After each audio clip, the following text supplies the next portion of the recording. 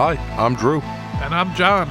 And this episode and every future episode is dedicated to the horror hounds and smokers out there who want to expand their knowledge of the genre and have a good time. Today we have special guest Stevan Mena with us. He's going to spill his guts to us in an exclusive interview. For those of you who follow indie horror, he's the man behind the Malevolence Trilogy. The trilogy is centered around a child who turns into a murderer. It's poignant stuff and we love it. Stevan also did the film Brutal Massacre, a comedy, which is a great comedy film, and he's also an author. We can't wait to pick his brain. All that and more today on High on Horror.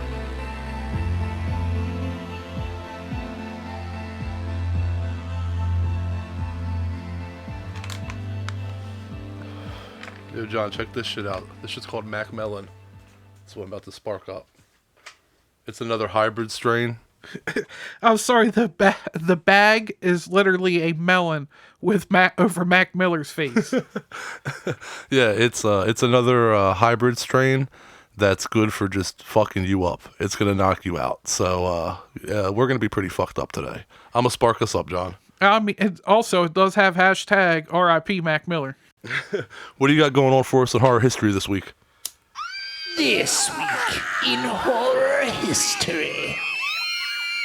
Well, this week we have from July 18th, 1980, we have Prom Night. Drew, I know you're a fan of the movie. Yes, I am. Yep. Now, for me, I hadn't seen Prom Night in a while. And I went back and I watched it since the anniversary was coming up. And I have to say, I now know why I haven't watched it. Because I was like, it has Leslie Nielsen, which I forgot he was in it, Jamie Lee Curtis. I was like, yeah, why haven't I watched this in a while? I watched it, and I think that Gene Siskel probably summed it up best, that it was a lesser version of Halloween crossed with Carrie. Well, that's interesting. Yeah, me and you were on opposite sides of the fence here on this one. I love Prom Night. I think it's a great Canadian slasher film. My only complaint is too much disco music, but that was the time. I get it. Jamie Lee Curtis looks sexy as hell in that movie. I'm sorry. But the twist is really nice. The reason behind the killings is powerful, and one of the few early slasher films to make the audience understand emotionally why a killer kills. Halloween, Texas Chainsaw Massacre, Black Christmas, all of those kind of got by on the randomness of the acts of violence with no real motivation for the audience to understand from their perspective. Prom Night doesn't get enough credit for that, in my opinion. Alex, played by Michael Tuff, going after the kids that caused his sister's death 6 years prior, I could see his motivation. I sympathize with him. I'm close with my sister. I'm not saying that I'd become a murderer, but I'm saying that I'm a bit more thought went into this killer than prior films that just wanted to stalk and slash with that type of mentality. I don't think it's better than any of the aforementioned films. I'd never say it's better than Halloween or Friday the 13th or anything like that.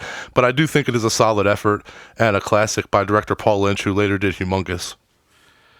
Actually, speaking about the disco music, I don't know if you were aware, they actually did use actual disco songs, but then they were worried about copyright, and within 5 days they had to go back and make disco songs that sounded like the actual song and make it close enough, but not close enough that they were going to get sued. Yeah. I actually did hear something about that where they had to go back and they just kind of mimicked the music just enough to get by without getting sued. Yeah, I did hear about that. And I will agree, Jamie Lee Curtis looks amazing. But speaking of Jamie Lee Curtis, the dance scene with her father, played by Leslie Nielsen, first off, that whole dance sequence just went on way, way too long, in my opinion. And the dance moves she has with her father, at first I laughed at them because I was like, this is ridiculous. Not that I'm an expert dancer myself. But then secondly, I was like, wait, this is the exact same dance moves that she was doing in True Lies in the striptease scene. So, I mean, it really paid off. She built it back during Prom Night. Well, I actually never noticed the similarities to the dance scenes, but I'm definitely more than willing to go back and watch and compare. Yeah, that's an interesting point, but I have to say, though, I'm sorry, I'm not trying to take the thunder from Prom Night. I know that's our movie this week and all, but I have to say that the true gem that gets overlooked is the sequel, Hello, Mary Lou, Prom Night 2, which came out 7 years later in 1987. That movie is incredible. The soundtrack, the acting, everything. I've been in love with that movie since I can remember. It has no real relation to the first film besides the fact that it takes place at a prom. It's really more Carrie than Prom Night, but it's a real nice supernatural horror film. I highly recommend it. Did you see it? Yeah, no, actually, that's funny that you brought up Prom Night, too. I was going to say that Prom Night isn't even the best one in the series. Not that it's a overall amazing series, but Prom Night 2 is definitely better. I mean, Joe Bob hosted that, and I mean, if anybody hasn't seen it, you can definitely go check that out on Shudder. But of the two, I would recommend Part 2 over the first one. Yeah, part 2 really needs a good home video release. I still have it on DVD. It's like a double feature with another film. It might be April Fool's Day. I don't remember. But for some reason, the lack of love for Prom Night 2, which, by the way, is another Canadian horror film, the lack of love for that just seems to, like, blow me away. You get all these shitty movies that keep getting released, like Vinegar Syndrome's like tackling all these movies that are just ass. And I'm sorry, I love Vinegar Syndrome, but a lot of these movies are just like, they're bad. That's the thing. That's the cool thing about, what they release. But like in comparison, you have movies like Prom Night out there that are just kind of, floating in limbo. And you're like, when the hell's Prom Night 2 going to get an actual release? Like, this movie deserves to be recognized. And now it's time to move on to Puff Puff Ask, where we answer questions that are sent in from our listeners on social media, Instagram, Facebook, and through email.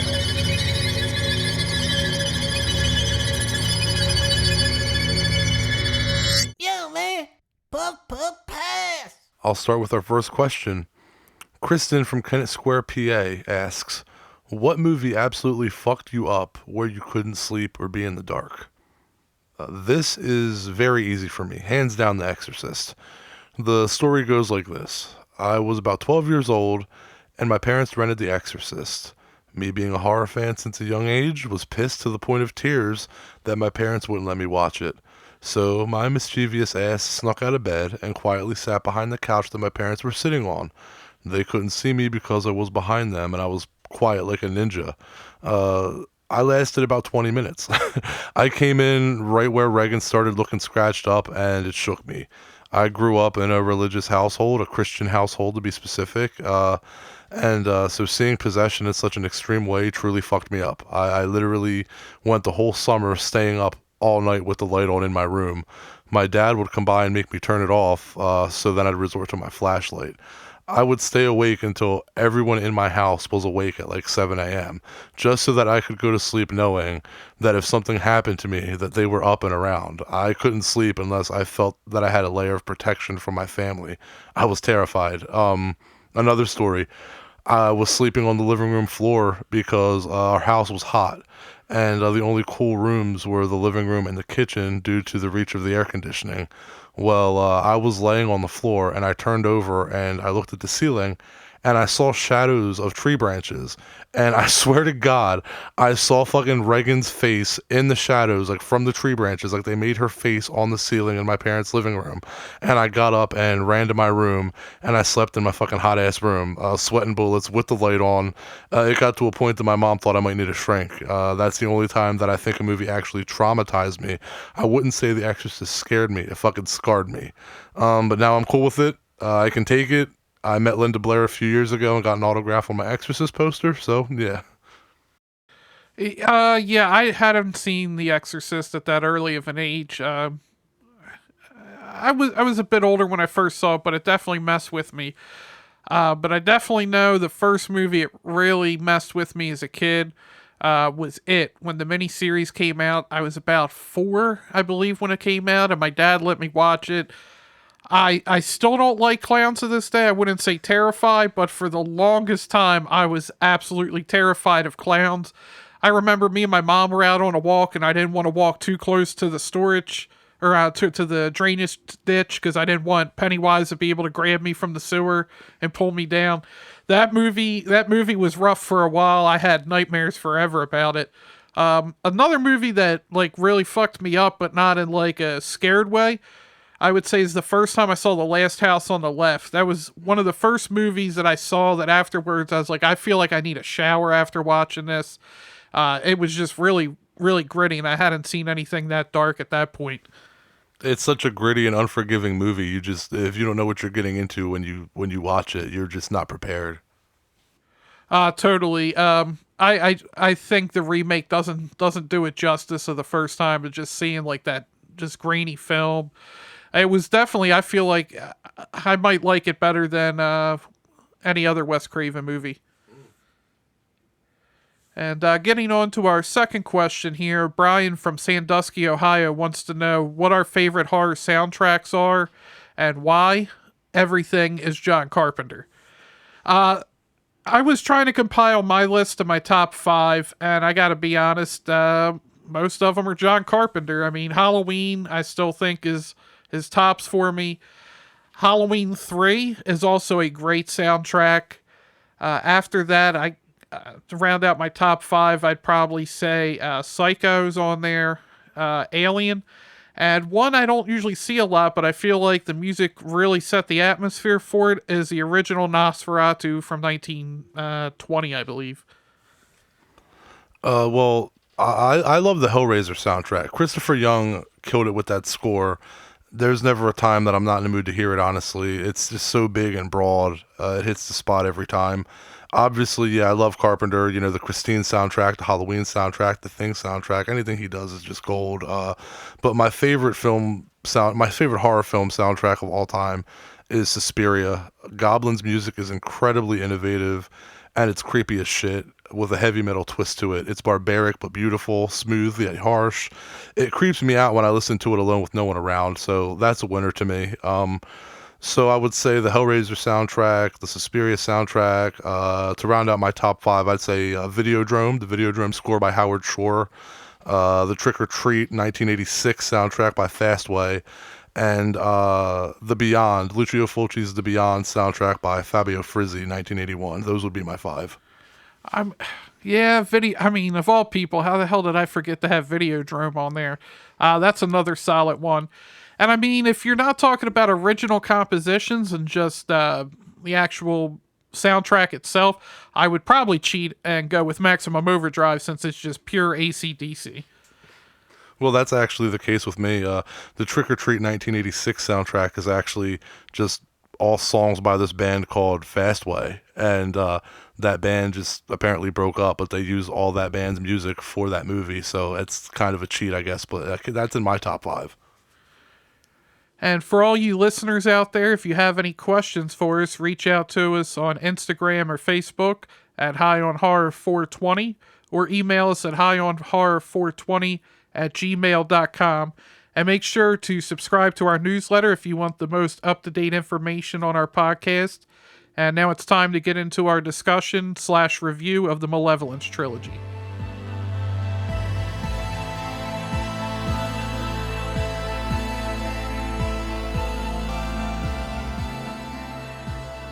The movie Malevolence starts in 1989 with the kidnapping of a 6-year-old boy named Martin Bristol, who's forced to watch some brutal-ass murders at the hand of his captor.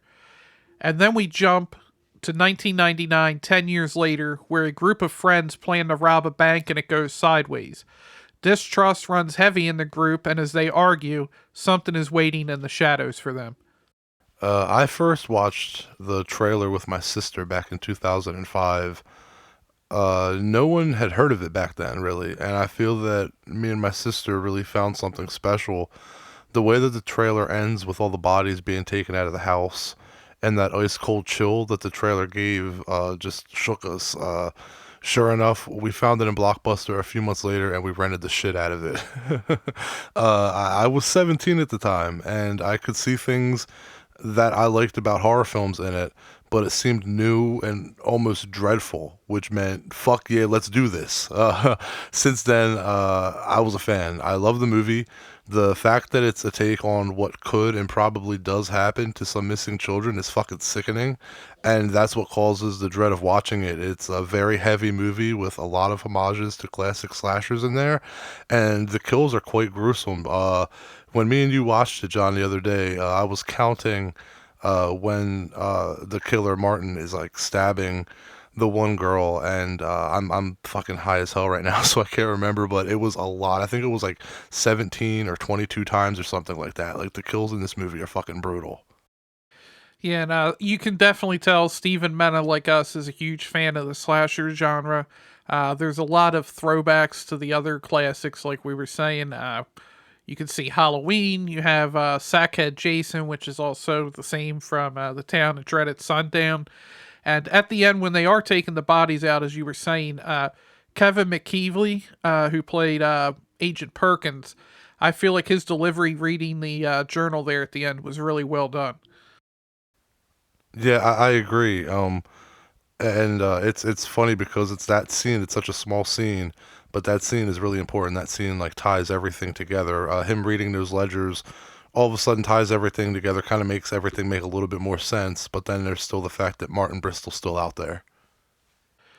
Yeah, and it was really interesting, the twist. I mean, spoiler alert, and you find out it's Martin at the end after he's been kidnapped and been forced to watch all these murders at the hand of his captor.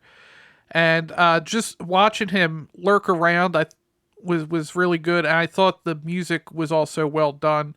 And as I've told you, I'm a big fan of that 70s and 80s dark blues for night, and I feel like it was really captured very well in this. Yeah, it was, and I agree. The mood of the film was what really sets the movie up. That's the thing. It's not just like, oh, here's a jump scare, or I'm a slasher, so I'm gonna come out of the corner and bam, slash you. Like, this movie takes time to build up. The first part of the film, I think it's like half hour, maybe 40 minutes of the film, is just a bank robbery. It's a the build up to a bank robbery, and then the after effect of a bank robbery. And it's like, when you're first watching the film, you almost forget that it's a horror film, because it's midway through, just like midway through, it just twists and it becomes a horror film and a slasher film. And I think that the structure of the story is really well done. And like you said, the mood, the atmosphere with the coloring and the music, absolutely. With the first half, like you were saying with the bank robbery, it's kind of like Point Break meets Halloween. Is almost like a good way to describe this movie. That's a really good way to describe the movie. It's Point Break minus the camaraderie, because nobody in this movie fucking likes each other. No, they're yeah.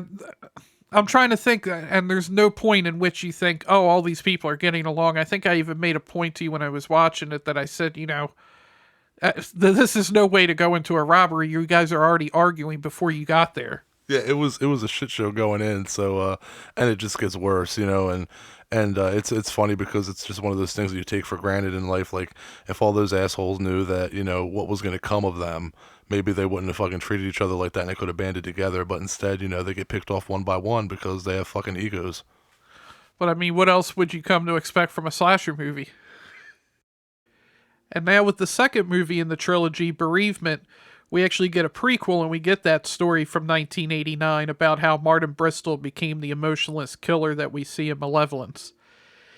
In Bereavement, Allison Miller lives with her paternal uncle Jonathan after the death of her parents, and she goes out on a run and sees young Martin in the window of the farmhouse. The next day she returns to look for Martin, but she doesn't return home. The first thing that you're going to want to notice about Bereavement is the casting. Malevolence was a great slasher film, is a great slasher film. The cast in that film, though, was mostly amateur actors, if they even were actors. There's Brandon Johnson, Samantha Dark, Richard Glover, and Kevin McKelvey, as you had mentioned earlier, as well as Jay Cohen, who plays 17-year-old Martin Bristol. They did a great job. But when we get to Bereavement, we got Alexandra Daddario, Michael Biehn, Peyton List, Nolan Gerard Funk, Spencer List, Brett Rickaby, and John Savage. So, I mean, you got to notice that right off the bat. Yeah, and this was one of Alexandra's first movies, and she does an amazing job with it. As you said, Michael Biehn, he's always great.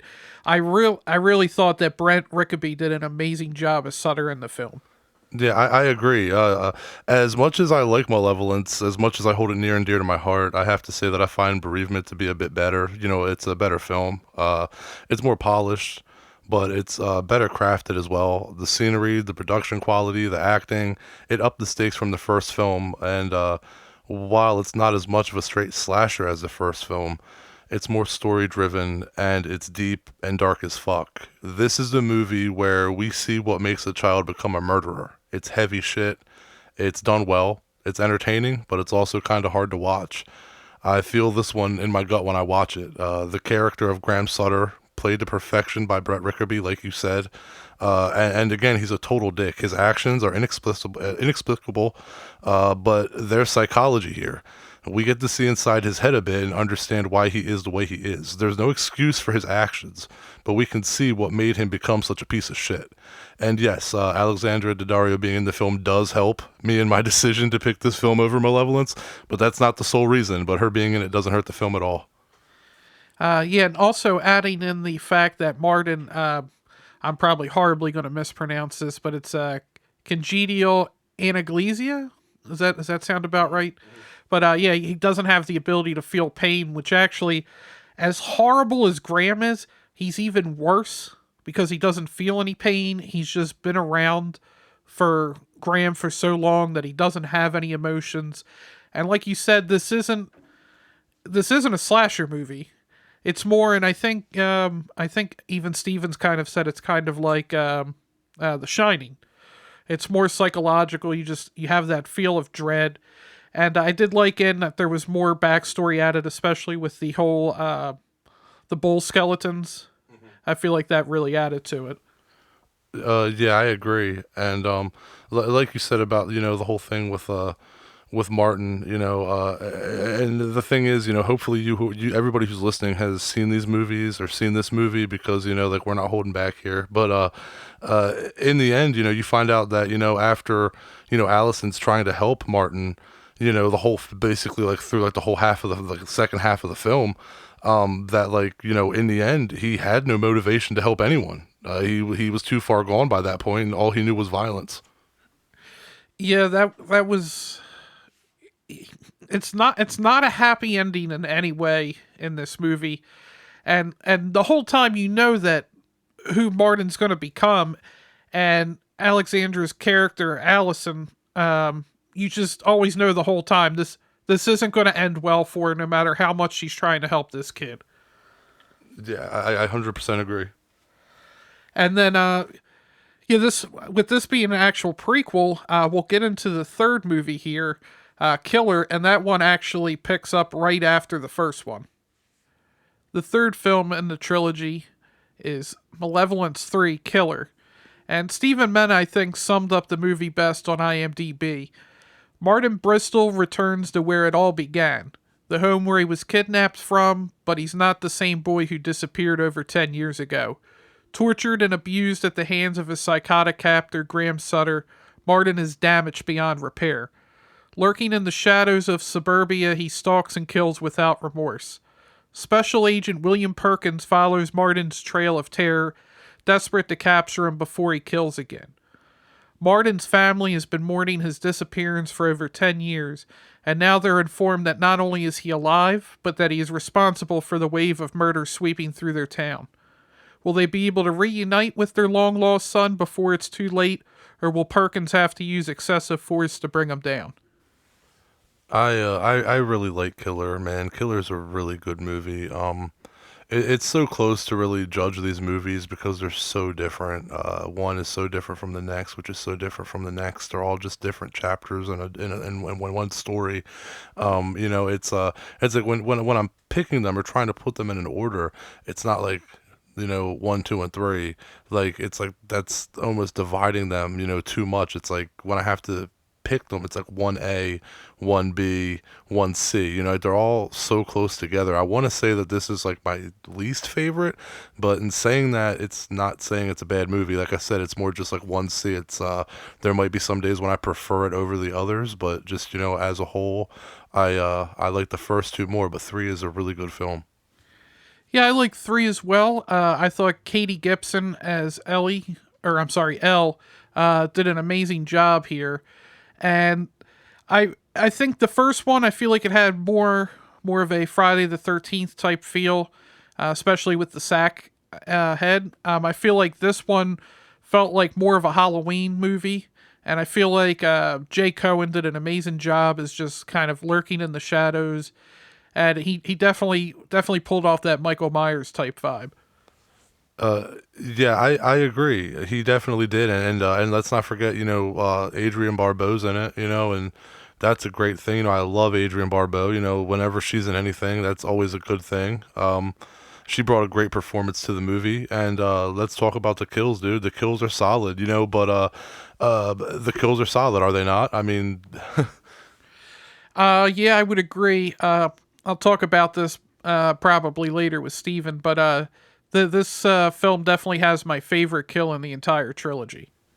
yeah, I know what it is. But the one thing though is that this film did leave me with wanting more. It does end with a little bit of a cliffhanger, with Martin getting away and driving off. So it definitely leaves me with a hope that there will be more, or that Martin's story continues, because I like knowing that he's out there, but it also leaves me with wanting more.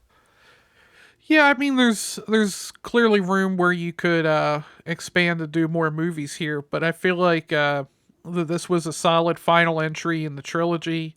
And as you said, he does escape, so it's kind of has again that Michael Myers feel. He's out there somewhere. But as for just having these three films, I feel like it's solid just to leave it at this. Yeah, and the thing, I mean, I could see that too. If it is left at this, I'm happy with it, But the thing about Killer is that this one is just a balls to the wall, stalk and slash and repeat. And how the fuck can you not like that? Yeah, the body count was definitely turned up for this one. And I have to say, this film, as well as the other two, they're well acted. This one doesn't maybe have the same star power that you think of when you hear the names from the previous one, but the acting's just as good in it. Again, Kevin McKelvey, I think he does an amazing job. I know some people aren't a fan of his delivery style with his acting, but I thought it was really well done. None of the acting in any of the film bothers me, or any of the films bother me. I think that everybody did their part. The acting never bothered me in any of the films. If anything, I think the acting was pretty damn well done, especially considering all the other indie shit that we watched with like really bad acting. I don't think that Malevolence or any of the films really fall into that category. I think like Wrong Turn and Wrong Turn 2 and Wrong Turn 3, I think they all had much worse acting than what you see in the Malevolence films. Yeah, and again, the cinematography in this is beautiful. As well, the scoring is always well done. I don't think anybody can find any complaints with the cinematography or scoring. Sure, you can have problems that you don't like some of the acting, or you're not a fan of the story, but I think that's the two things you can't take away from any of these movies. But let's just be clear about something, and I'm sure I'll talk about this with Steven later, but who the fuck doesn't like a horror film or a slasher film with bad acting? Since when did that become something? It's just one of these new things where people try to criticize everything, and it's like, I'm not saying it's okay to have bad acting. I'm just saying everybody has all this forgiveness for shit, but then like, when a new movie comes out, it's like, oh my god, it sucks, but it's like, what's your favorite movie? Fucking, Street Trash? Like some like, Body Melt? So I mean, I like those movies as well, but I'm just saying, like those movies, are very much just kind of like exploitation trash cinema. So like a lot of people just like to criticize something to criticize it. And I also think a lot of times people use those rose-colored glasses. I mean, Halloween's our favorite horror movie, but some of the line delivery in that is not the best. I mean, and that's any of the movies. I feel like people just they think whatever movie they liked when they were a kid growing up is one of the greatest horror movies, and you can't criticize it, even though you see the same problems maybe in another film the same way, but then they won't be as forgiving towards that. Yeah, I don't see how you can watch movies like Behind the Mask, The Rise of Leslie Vernon, or the Hatchet films and see the production value or the acting in those films and like those films, but say you don't like things about Malevolence. Like, it's right up there, and it's, I don't know if it's an East Coast thing or what, but for some reason the Malevolence films are so overlooked, but they really need to be like up there. They need to be mentioned more. They need to be in your face more. They need to be like on top 10 lists more. Like, they belong. Like, I don't know why these movies are like hidden under a rock, it seems, but like, I really think these movies deserve a lot more recognition than what they get. I totally agree with you, and I don't think there's too much more we can really say about the Malevolence trilogy, so it's time to get on to Burn and Learn. Oh. Burn and learn. We'll start with Malevolence. The statistics in the opening of the film are accurate, or were accurate at the time of this film in the early 2000s, and that's absolutely heartbreaking. The statistics that I'm referring to mean the statistics of the missing children. Malevolence was always the middle part of a trilogy, but the only part that could be filmed on such a small budget, so they filmed it first and told the story out of chronological order. The actors had to hold their breath so that you couldn't see their breath because it was so cold. The movie was supposed to take place in September, but they were filming in January and it was freezing. The bank robbery was filmed in downtown Allentown, Pennsylvania. The ledgers that you see at the end of the film are from the 30s and 40s and are full of real writings depicting animal slaughters. Malevolence took 2 years to film. Malevolence was shot on 35mm film. A picture of the bank robbery appeared in the newspaper in Allentown, PA, because some people thought it was a real robbery. Now let's do Bereavement. Graham Sutter's dad forced him to kill animals on the farm and taught him that they have no feelings. That's what fucked him up, and that's why he treats people like cattle. The house that they burned down at the end of the film, the exterior shot as a scaled-down model that they burned in the middle of a field. Here's a pretty interesting one. Legendary actor John Savage, who plays Ted, apparently has no recollection of filming this movie. The bull represents our sins haunting us. Alexandra Daddario and Nolan Gerard Funk had a crush on each other during filming. Now let's get into Malevolence 3, Killer. Stevan Mena's daughter, Victoria Mena, makes her acting debut as Victoria. Besides playing a ghost in a deleted scene for Bereavement, actress Katie Gibson never acted before. This was Steven's first time filming digital. The previous 2 entries were on actual film. A store clerk actually thought that actor Jay Cohen was Norman Reedus. And now it's time to get into our interview with Malevolence Trilogy mastermind Stevan Mena. Like us, Stevan Mena is an East Coast boy. He's the director and mastermind behind the Malevolence Trilogy, which we're huge fans of, as well as Brutal Massacre, a comedy starring an American Werewolf in London alumni David Naughton. He's also written the horror novel Transients, which has been compared to the works of James Patterson. Welcome, Stevan. Thank you for joining us on High on Horror. Hey guys, thanks for having me.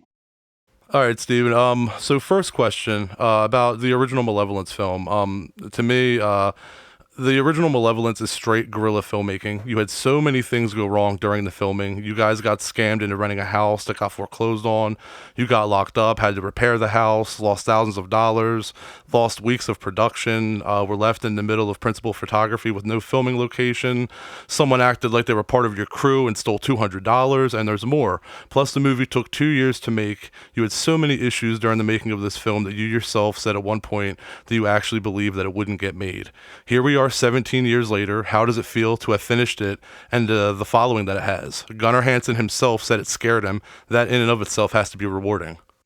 Well, let me take a moment to remove the blade from my wrist after that recap of everything that I went through. But yeah, man, I mean, it's actually really kind of surreal how this movie has come full circle, because when we first started out, the movie didn't get any love at all. And I mean, actually, that's not true. Actually, in the beginning, when we finished it, it got a lot of love. And then we actually did a big screening out in Los Angeles, and somebody from a site called Ain't It Cool News actually snuck in and attended it, and then wrote this like scathing review. And we had a huge deal that we had worked out with Columbia for a nationwide rollout of this film in theaters.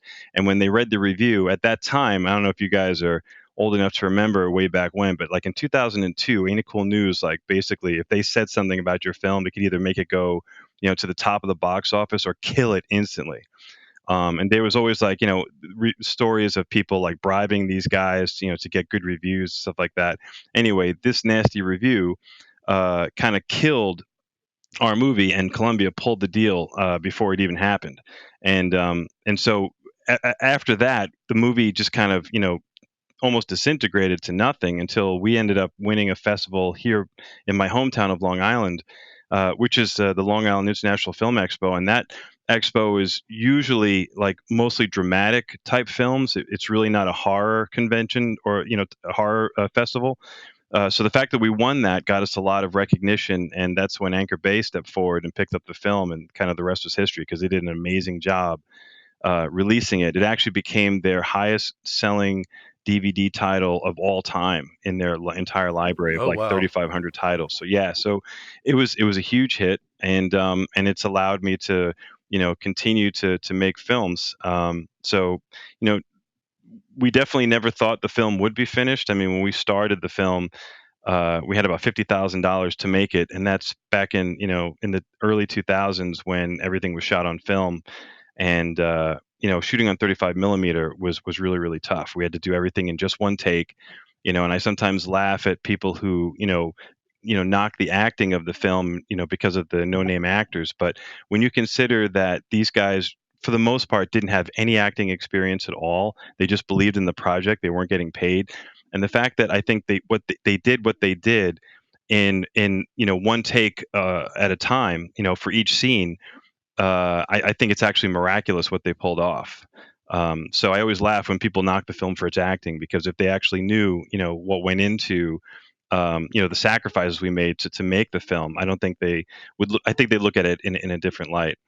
But yeah, it's definitely an amazing feeling to look back now, and it's kind of almost unbelievable that we actually did get that movie finished. Yeah, it's really funny because the acting never bothered me. Me and my sister have been fans of the film since like 2005 or 6 when we were able to run it at Blockbuster. And it's funny that you say that about the acting because it never bothered me. And something that's really funny is that this movie is like pays a lot of homages to other horror films and slasher films. And in a lot of those movies, there's terrible acting. So it's one of those things where it's like, you're criticizing something just because it's new, basically. You know what I mean? Yeah, and that actually really mystified me when this film came out. A lot of the bad reviews were from horror sites, and I always thought to myself, here's a film that totally caters to your clientele. Why are you knocking this film? It's a film that was made from nothing. It's totally grassroots, and you're treating it like it was a studio film that had $20 million behind it. And I never quite understood, the hate that the film got in the beginning, but then over time, that has completely changed. I mean, now today I get nothing but praise for this film all over the world. I get emails from all over the place. People who've, whether they watched it legally, illegally, whatever. They've watched it in Japan, and they've watched it in Australia, and I get emails all the time saying, what an influential film it was for them. I've seen it get onto like top 10 lists all over the place, and it's really cool to see that. In retrospect, thinking about how it was, received in the beginning, it's really nice to see it come full circle. Yeah, that is awesome, and to know that all the work, that you guys went through and all the struggles that you went through, friggin' paid off, and it has a following, and people appreciate it and you appreciate it, so that's amazing. I have a question real quick. So the mask that the killer wears, that older Martin Bristol wears in the film, did actor Jay Cohen have trouble seeing through those eye holes? Like those slits are so narrow. Yeah, it's funny you mention that, because Jay Cohen, even though he's revealed as the killer at the end, throughout the entire film, it was actually another actor, the guy who plays Kurt, Richard Glover, who was actually in the mask the entire time. He was a much more physical actor, and he did actually have a terrible time seeing through that mask. In fact, there's a scene where he's stabbing Marilyn, and I cut to him like shaking his head. And when you watch the film, you think like, oh, he's doing that because he's crazy, but he was doing that because he couldn't see, and he was trying to shake the holes in front of his eyes so he could see again, because he couldn't touch the mask because his hands were covered in blood. So that always cracks me up. But yeah, he had a really tough time seeing out of it. But I designed the mask that way because the original design had these two circles cut out, but you could see his eyes. And if you see the killer's eyes, then you feel like you can reason with that person, and it's like it humanizes them. So I wanted it to be a completely unreasonable figure that was stalking them. So that's why we had to keep it that way. And that always cracks me up too when I see like a lot of the slasher films that have come out recently, a lot of the Halloween remakes where you can clearly see the killer's eyes, and clearly those directors just don't understand why those films work. Yeah, I agree. And I actually, now that I asked you that question, I'm glad because I really like that answer. That makes a lot of sense. And that does add that like sense of inhumanity to, the character. Absolutely. I never thought of it like that. Something else I wanted to ask you was that, you said that Scream picking apart horror films and why they're cliche made you want to make a horror film with the things in it that made you like horror, not a wink an eye or make fun of it, but do a serious movie, tipping your hat, so to speak, to the genre. You had several homages in the film. The Killer's Mask is obviously the town that dreaded sundown and Friday 2. The walk-in music is a nod towards Michael and Halloween. Is the fact that Martin never finds the money that the bank robber stole a nod to Norman Bates not finding the money Marion Crane stole in Psycho? Yeah, it actually is not, but that's a very good analogy. The all the films that we kind of tried to pay homage to was Halloween, certainly. The colors that we painted inside the slaughterhouse were reminiscent of the sweater from Freddy Krueger. Certainly the outfit that he was wearing was an homage to Michael Myers, and the mask was an homage to Friday the 13th, and the setting was an homage to the Texas Chainsaw Massacre. It was a lot of not only just the setting and the location, but also just some of the tonal music that I used was a big homage to the Texas Chainsaw Massacre. And there's even a shot of the van coming up over the hill, which was a direct homage to the van shot in Texas right before they get to the house. And what was really cool is that Gunnar noticed that when we first met, he actually requested to come and meet with me at the premiere in Worcester because he liked the film so much. It wasn't that we invited him; he invited himself, and I thought that was really cool. And he actually got up in front of the crowd and gave a speech before the movie started. Basically, talking about how this film affected him and how much he liked it, and how it was not like this postmodern, wink at the camera. It was much more serious, and it didn't insult its audience. It took the material seriously, and I was so touched by that I said to him, I said, we absolutely have to work together on a movie someday. So I was really happy that I got to cast him in Brutal Massacre. But yeah, those are all great. And then there is an homage to Psycho. That's why I wanted to mention that, because I'm glad you brought that up, because the homage to Psycho is actually the story structure, where for 30 minutes you feel like you're in this action movie, and then it gets turned on its head and becomes a horror film. So that was the influence we took from Psycho, was the actual structure of the script. But that's a good call with the money. I'm a real huge fan of the dark blues that were used for night shots in the 70s and 80s, and you used them in your movie. Was that another direct nod to Halloween? Yes, Dean Cundy was clearly a huge influence in the aesthetic of the film. I actually searched for a long time to find a cinematographer that was willing to utilize those hues in the evening scenes, because most cinematographers at that point thought that it was kind of dated. Like James Cameron was kind of the last person to use it in T2, and they just all felt that it had been done. And I explained to them why I was doing it and why it was like this homage to 80s style, and really a lot of them just didn't want to do it. But I finally met this guy Tyoshi Komodo, who totally got it, and really nailed it. Um, and so um, it was really, I think looking back, it really kind of sets an excellent mood for that film too, as far as making it feel like a period piece. It really does make you feel like you're watching an old 80s classic. Yeah, I definitely agree, and I think the blues are the best for night scenes. And with all the homages to the other slasher movies, who is your favorite slasher? Um, I mean, as for whenever I think of slasher, I think of Michael Myers. right? So I think if you were asking me who's my favorite slasher villain, it would be Michael Myers, but it's a close tie with Cropsy from The Burning. The only reason Michael Myers wins is because the film is just too good to ignore. But I think from a vicious standpoint, from a just a cool, creepy, mysterious, and stylistic choice, I think Cropsy was just such a cool villain, and I just love the way Tom Savini pulled off a lot of the kills in that film. And it's what's really amazing is the unedited version wasn't available until recently. So I had been watching the cut version for so long. When I saw the unedited Blu-ray, I was like, wow, what a difference! There's so much that was left on the floor for to get the R rating. Yeah, The Burning's a good choice. Drew, I can speak for both of us. We would definitely pick Michael as our favorite slasher. And with the film here, you explored nature versus nurture as it related to serial killers. Where did that idea originate from? I always wanted to have a deeper exploration for the material. It's kind of why when you watch the sequel, Bereavement, I dive even deeper into it, and with SEPA and with the genetic disease that he has that prevents him from feeling pain.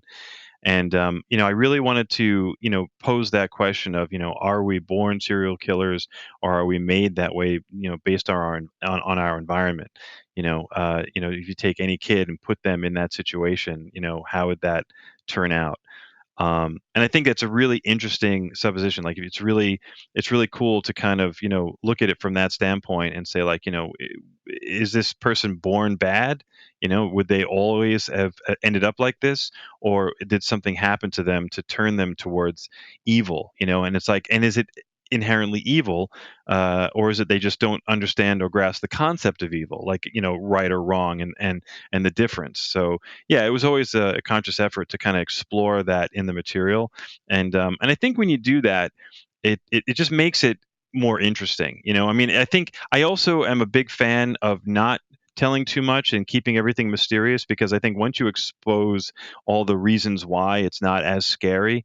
But I think we kind of straddled the line with Malevolence, because I don't really give too much away about the killer, but at the same time, there is that underlying motif of nature versus nurture that just takes it. I think it elevates the material a little bit more than just your standard kids having sex and doing drugs and being off to like 10 little Indians. Yeah, and I feel like we really got more of that in the second movie, Bereavement. And I read that the original cut of the film for that was over 3 hours. Did Crimson Films make you cut down the length? Is there any chance we can get that edition in the future? It's not something I think anybody would appreciate, and I'll tell you why. Because Bereavement was based on a big chunk of a novel that I wrote, where the all three films were basically pieces of a novel that I wrote, and Bereavement was the biggest part. And we shot a lot of stuff that is, I think, great on paper, but not good on camera. And so there was a lot of, and if you watch the deleted scenes on the Blu-ray, you'll see there's a lot of interaction between, for example, like uh, the kid Billy and his dad, that didn't make the actual film, because I thought that that B plot was kind of pulling away, and taking away from the A story, which was Sutter and Martin.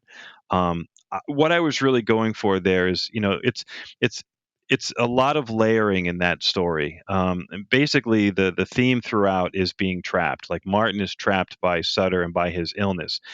Sutter is trapped by his diseased mind and his feeling of the need for absolution for all the sins that he's committed, because of what he was indoctrinated into by his dad, by being forced, as an animal lover, being forced to work in a slaughterhouse.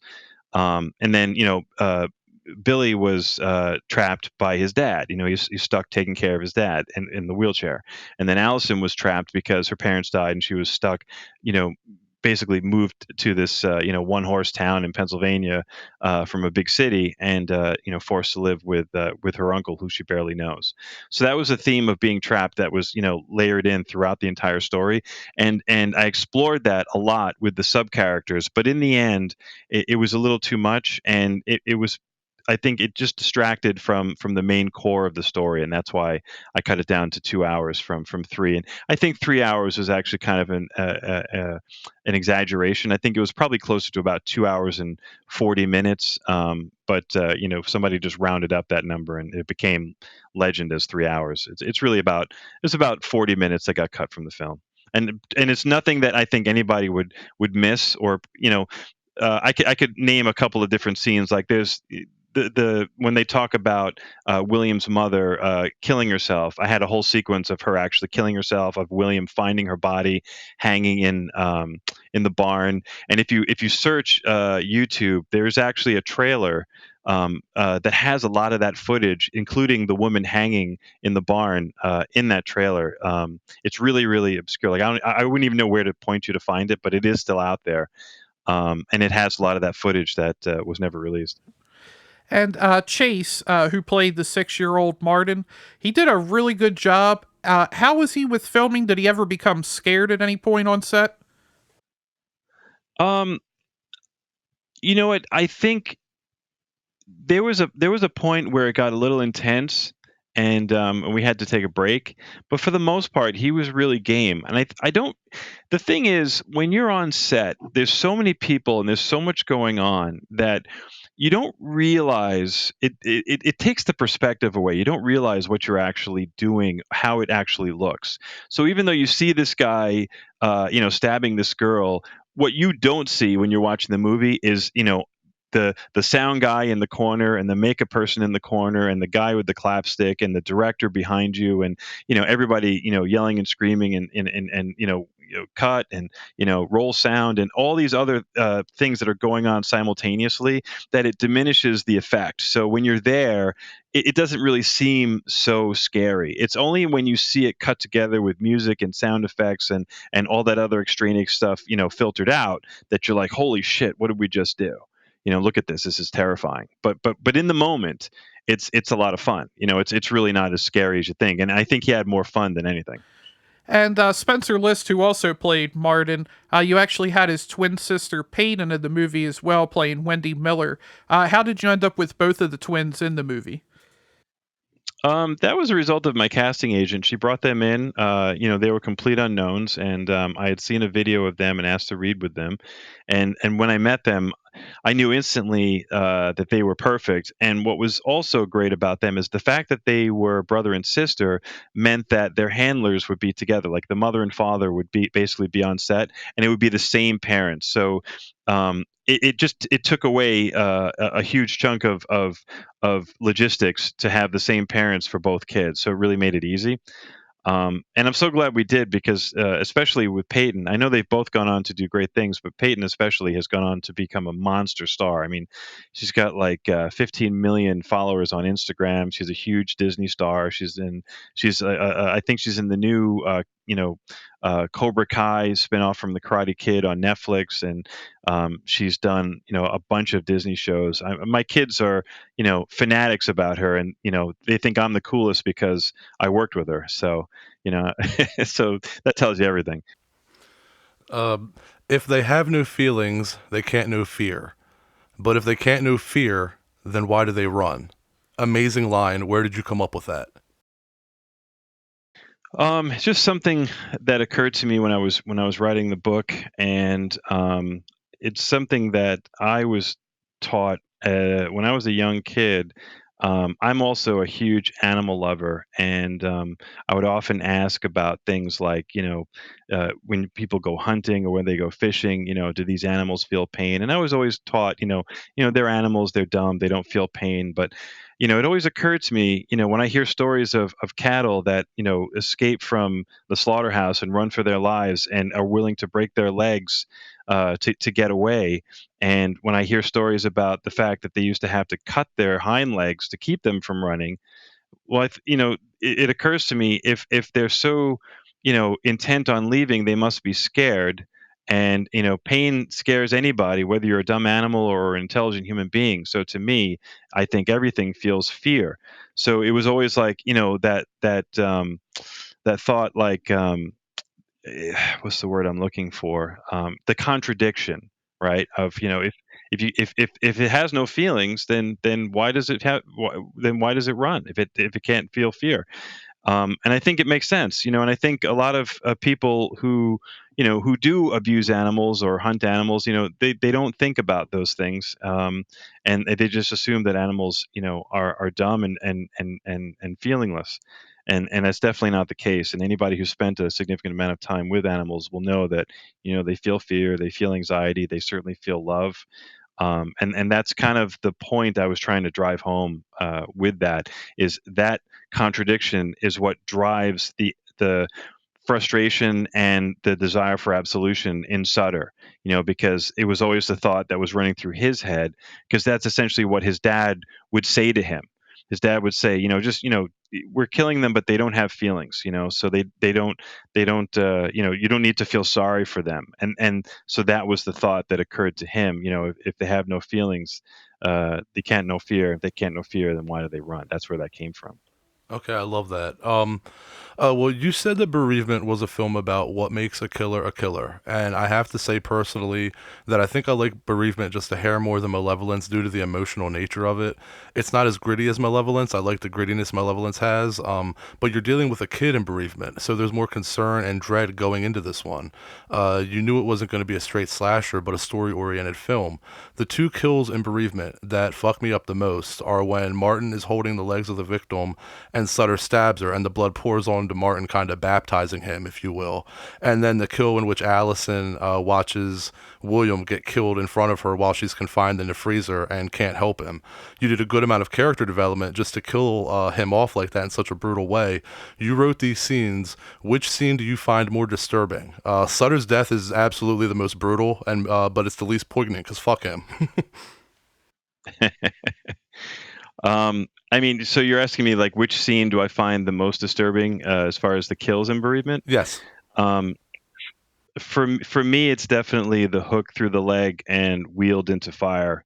For the young girl who has the fight with Sutter inside the slaughterhouse and tries to escape.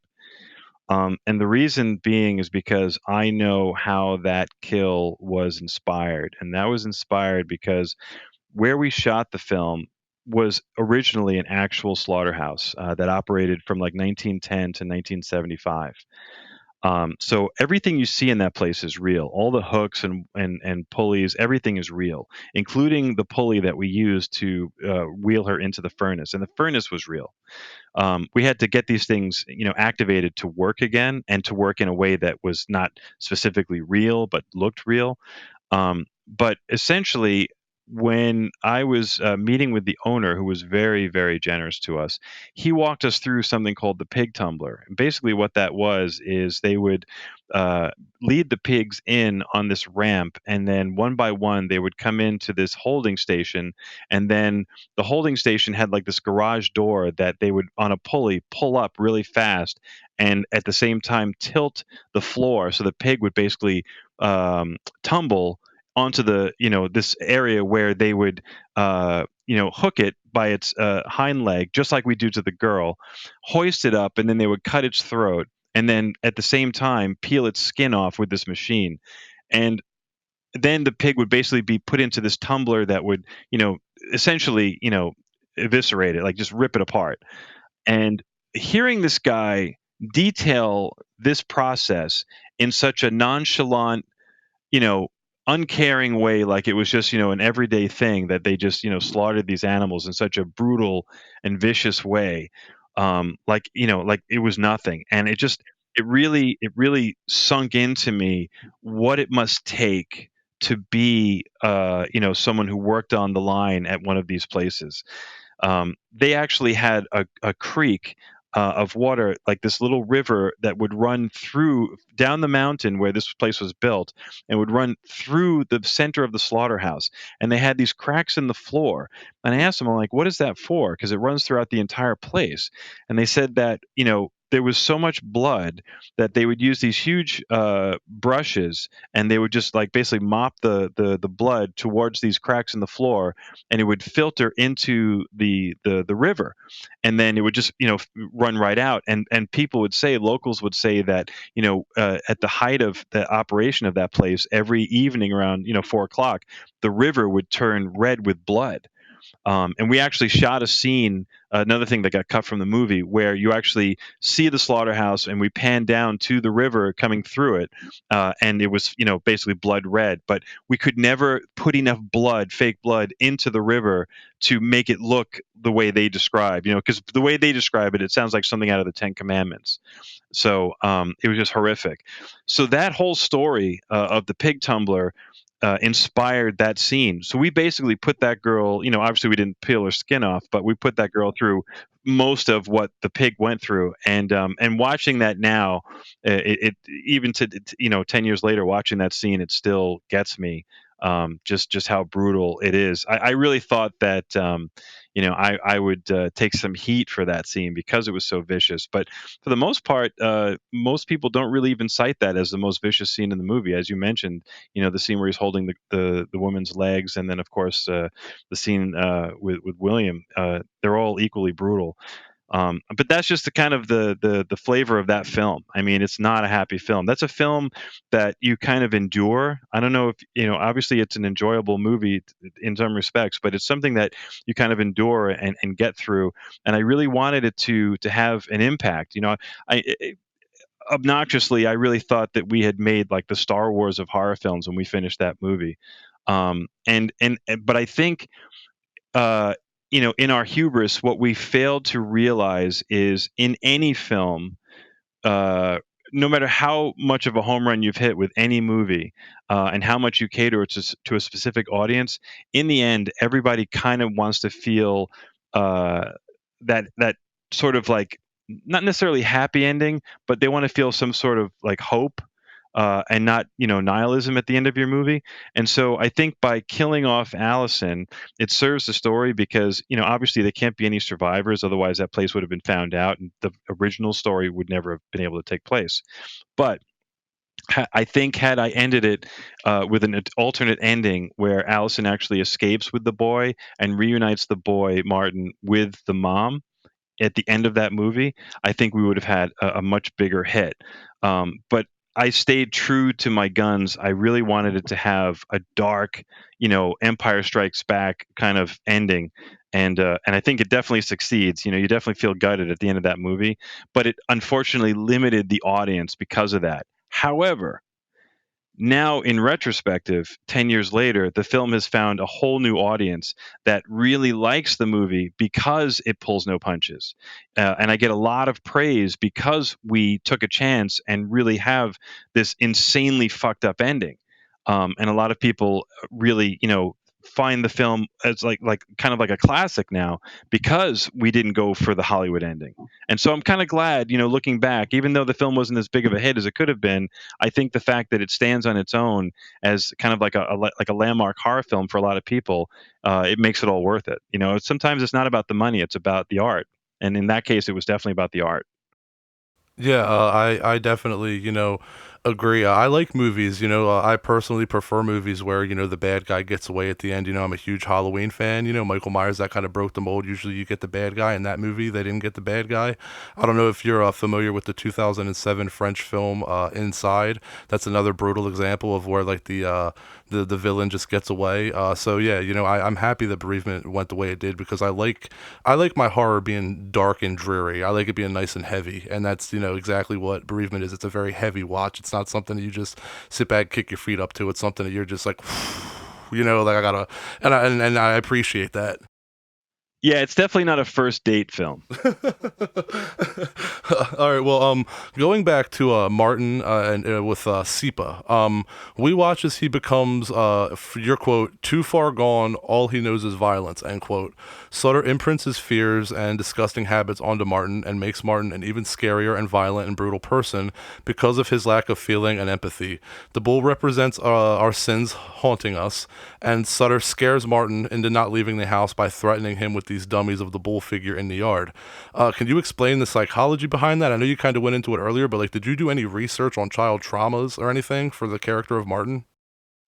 Yeah, I actually did a lot of research. I actually am a student of psychology, so I did do a lot of research into that. And your question has a kind of like a bunch of different points, so I'm not sure which one you want me to address. But with regards to like the bull skulls, yeah, that was essentially Sutter had set those up to kind of prevent him from escaping. He makes the kid think that they're actually real and they will attack him.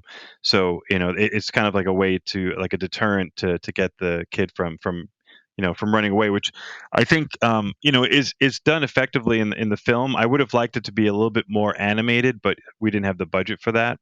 But because I did try to do a dream sequence where the bull chases him down the hill, but in the dream sequence, it didn't quite come off the way I wanted. So we just went with the head turn, which actually I thought was even more effective. Sometimes less is more.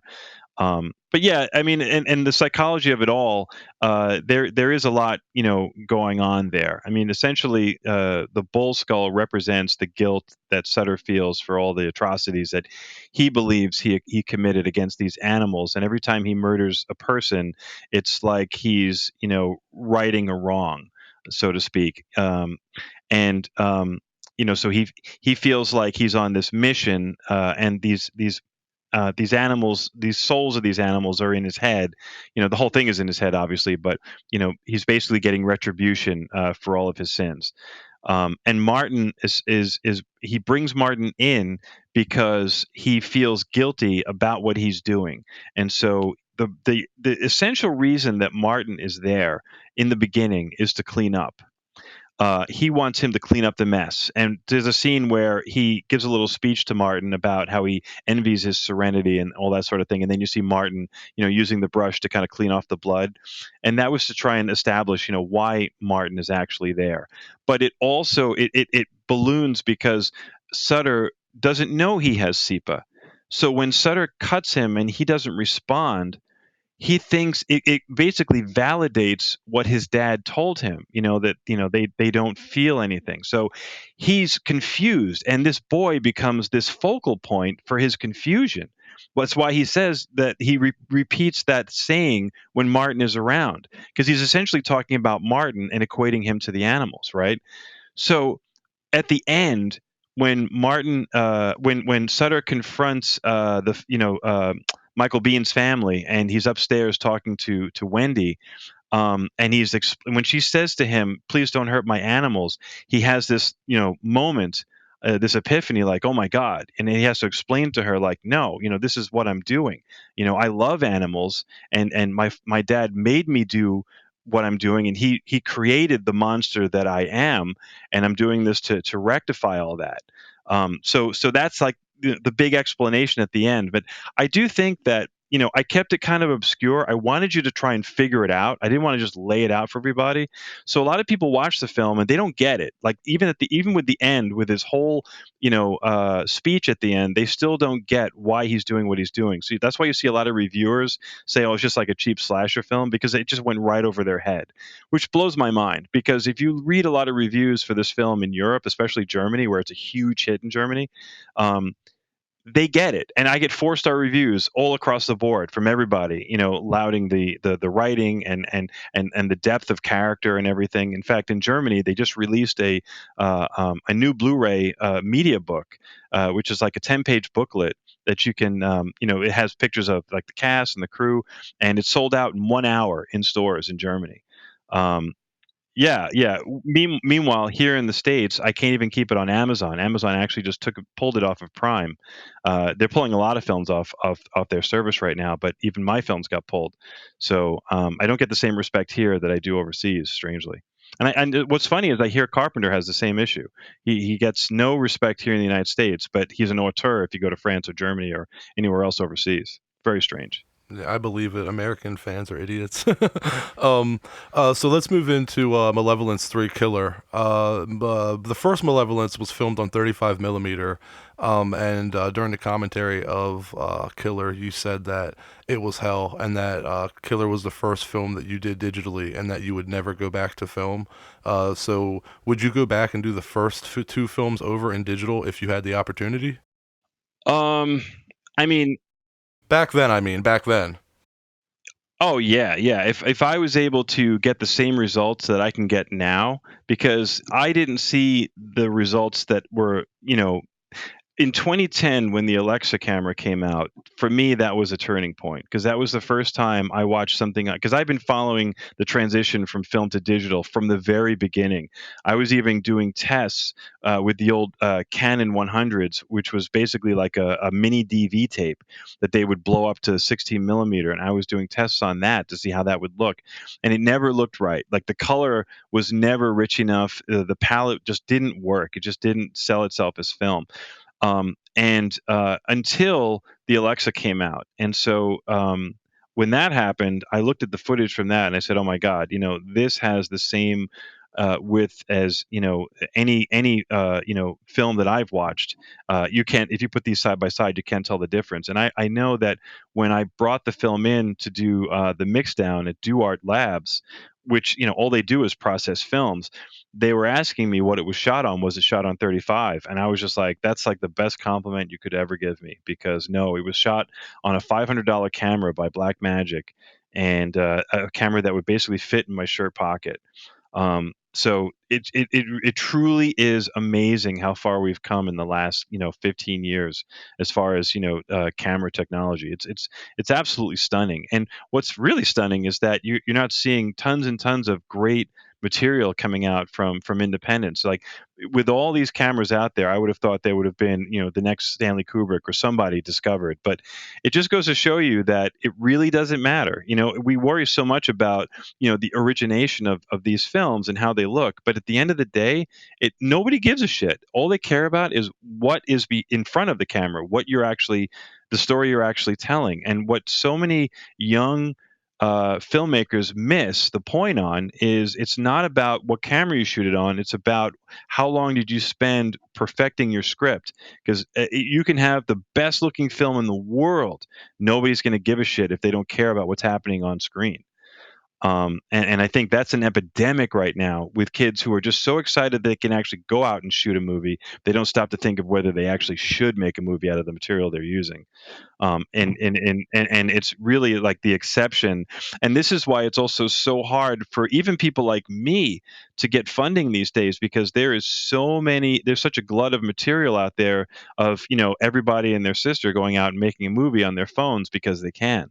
Sundance used to get 300-400 submissions per year. Now they get something like 15,000 or something like that. It's like an insane number. I always wonder, like, how do they even watch these films? You probably get maybe like 3 minutes and then they turn it off. So it's become it's like a dual-edged sword. It's definitely democratized the entire industry, where now anybody can just pick up a camera and make a movie for no money. And now it really boils down to content, and quality. Yeah, understood. Killer does look smooth as hell. In comparison, it does look really good. So you go back to the straight slasher approach in Killer. You pay homage to the slashers in the first film. Is the way Martin is kind of going around, a house, going after women in Killer, a nod to Bob Clark's Black Christmas? No, no.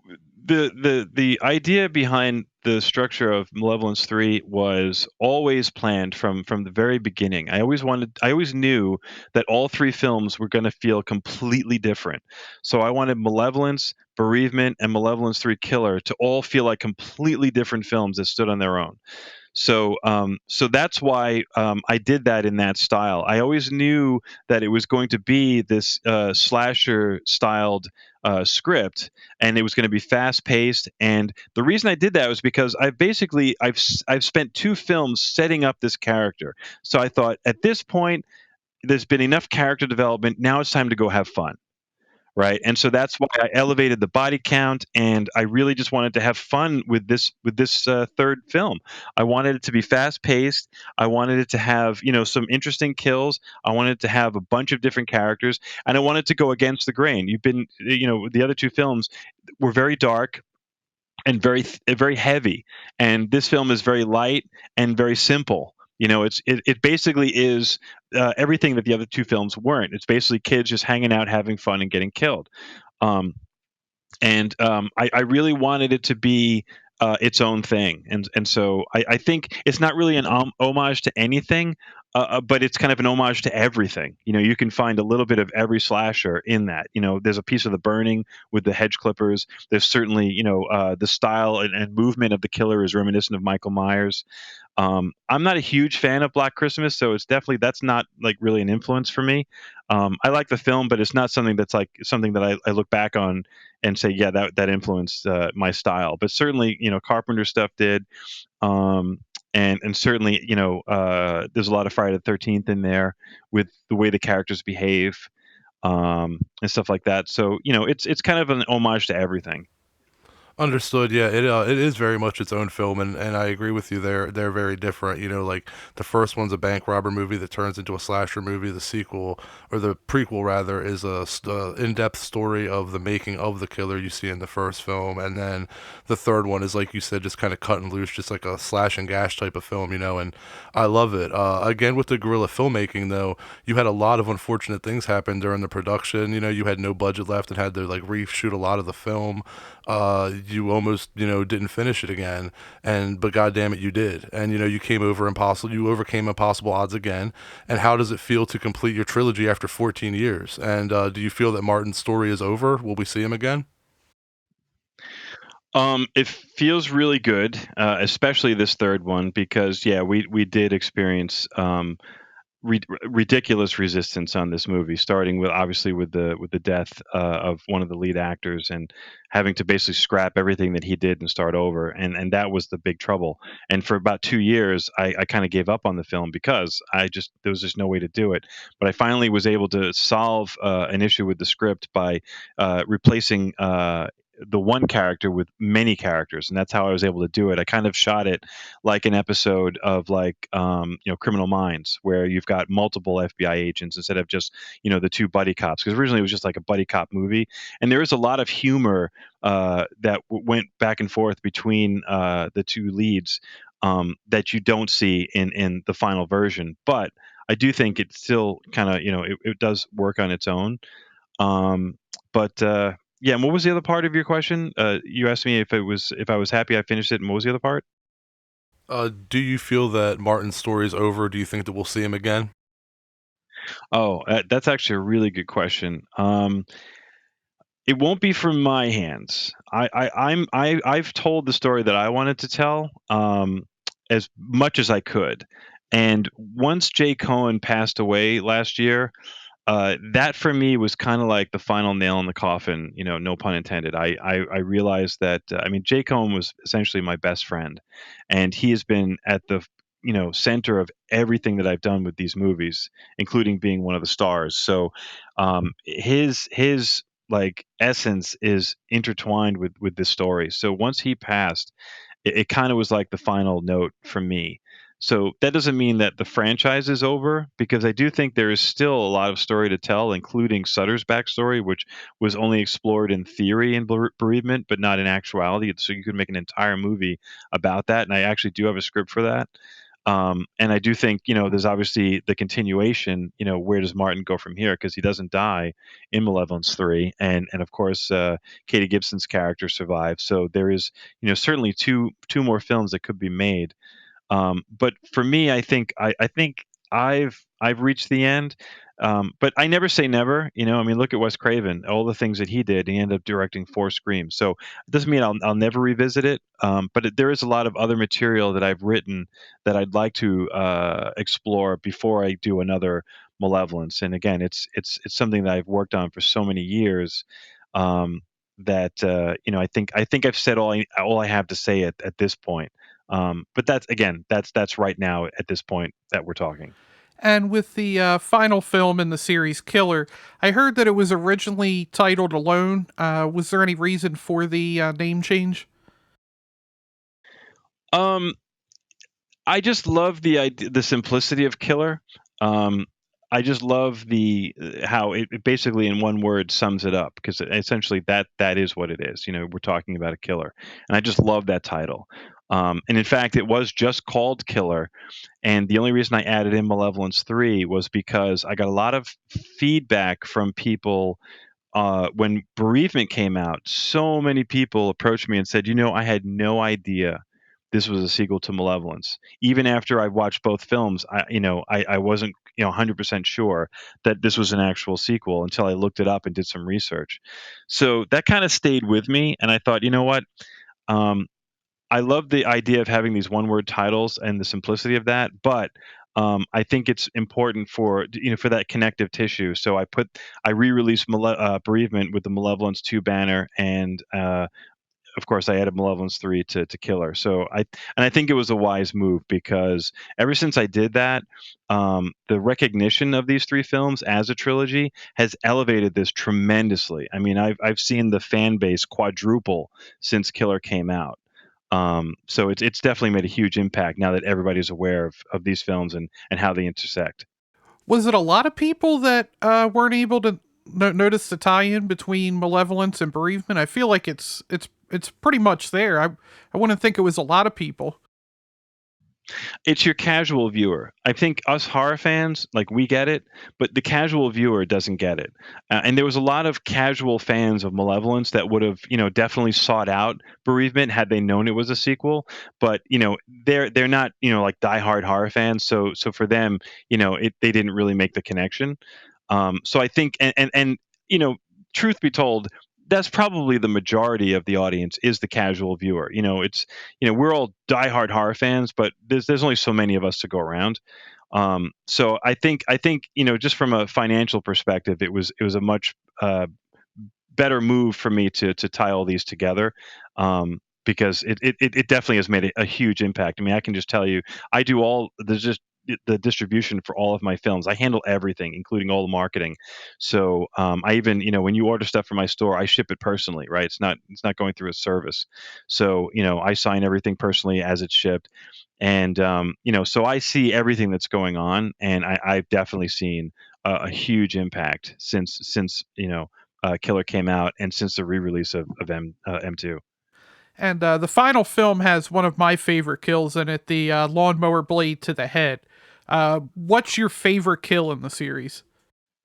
Oh, that's my favorite too. I love that shot. And it was a really fun one to shoot with Jay Cohen. It was actually Jay Cohen's idea. Um, and I think it all came out great. But what's also cool too is it was done practically. All the effects were done in camera, but it wasn't gory enough for me. There was something missing, and so I actually had a friend of mine, Vincent McTurnan, do some very subtle digital effects to that shot with the blood that really, really sells it. And so I was so happy with the way it came out. It's such a like a surprise and a shock that part. But also, I always remember Jay Cohen was holding. He's such a I mean, he was a real no nonsense. He was like the ultimate non poser. He was just such a really cool guy, and he was actually holding that blade with his bare hands. And if you've ever taken like a sharp lawnmower blade and swung it around with your bare hands, it's not fun and it cuts you up. And he actually had cuts on his hand, but he wanted to sell it so he wanted to make it look so real that he was willing to hold it himself, and not have like a dummy hand or whatever. So he had a lot of cuts on his hand when it was over, but he was just so thrilled with being able to do it the right way. That always sticks in my head. You know what a gamer he was, what a team player he was. Well, it definitely paid off. I didn't even notice anything digital that was added to it. I think it was a really, really well done effect. Thanks, and Vincent would definitely appreciate you saying that because that is the ultimate goal to not notice his handiwork. And do you have any projects coming up? And where could people find you on social media or online? Well, you can find me on Facebook at Steven. Just look up Stevan Mena. You can find me online, stevenmena.com, and it's important. It's StevanMena. A lot of people misspell my first name, so it's stevanmena.com, and that has a little bit about me. And you can also access my store there. Um, and that's pretty much the extent of what I have online. Definitely going through my website is the best way to reach me as far as like contacting me or purchasing any of my stuff. I mean, I'm on eBay too, but my website is the best way to do that. Well, thank you, and we definitely appreciate having you on and being able to talk about all 3 movies here in the trilogy. Yeah, thanks for having me. I gotta say, of all the interviews I've done, you guys have asked some of the coolest questions of any of these interviews. None of your questions were generic; they were all really well thought out, and I appreciate that. Thank you, and we definitely appreciate it as well, and hopefully we'll talk to you soon. All right, well, thanks, guys, and best of luck with the podcast. Thank you. Great, man. Thank you. Have a great night. All right, you too, guys. Thanks. Bye bye. Thanks to all the horror hounds and smokers out there. Thank you for tuning in, and thanks again to Stevan Mena for joining us today. It is really crazy how far in depth Stevan went for the psychology and bereavement. And Drew, I know you salty he thought my favorite kill was the best in the series. Now tune in next week when we have a very special episode for you. We're going to celebrate the 35th anniversary of Friday the 13th Part 6, Jason Lives, with Jason himself, CJ Graham, and the man behind the monster, director Tom McGoughlin. Follow us online on Facebook and Instagram at HighOnHorror420 and on Twitter at High_horror. You can also reach us via email, highonhorror420@gmail.com. And I think that'll wrap her up for this week. Catch yous later. Bye, guys.